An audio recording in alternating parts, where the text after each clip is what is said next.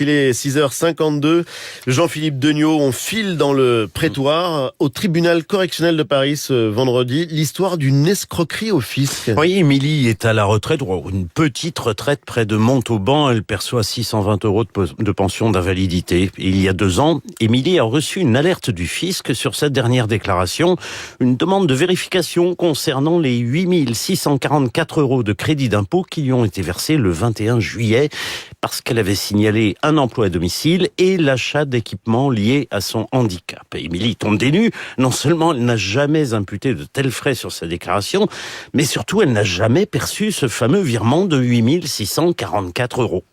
À la barre du tribunal correctionnel de Paris, Ouma a lui aussi l'air de tomber des nues. Ouma raconte que le 21 juillet 2022, il a vendu sa moto et que l'acheteur lui a fait un virement de 8 644 €. Fin de l'histoire.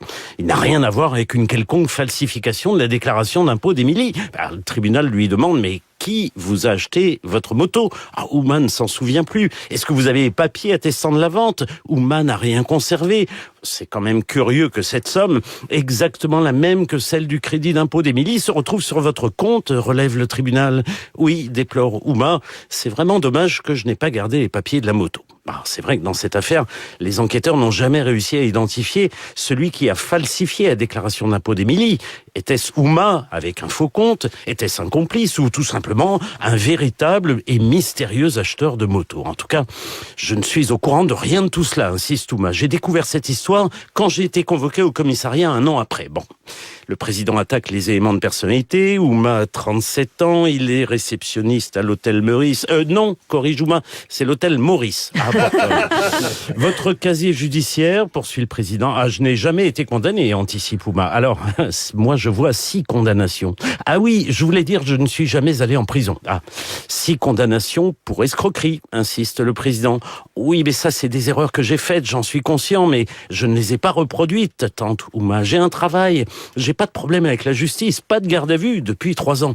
Le procureur résume, monsieur vend sa moto, mais il est incapable de le justifier, il a un sursis au-dessus de la tête et il ne s'en souvient même pas. C'est un garçon qui n'a vraiment aucune espèce de limite. L'avocat de Ouma tente de s'accrocher au droit. Mon client est poursuivi pour un recel d'escroquerie, mais on ne connaît pas l'auteur de l'escroquerie, donc ça ne tient pas. Ou alors, on poursuit et on condamne des milliers de personnes qui chaque jour achètent sur le bon coin des produits dont ils ne connaissent pas la provenance. Je demande la relaxe. Dans sa décision, le tribunal balaie le doute, déclare Ouma coupable en récidive, avec une peine de 6 mois de prison ferme non aménageable, ainsi que la révocation d'un ancien sursis de 3 mois. Merci Jean-Philippe Degnaud du service police-justice de France Inter.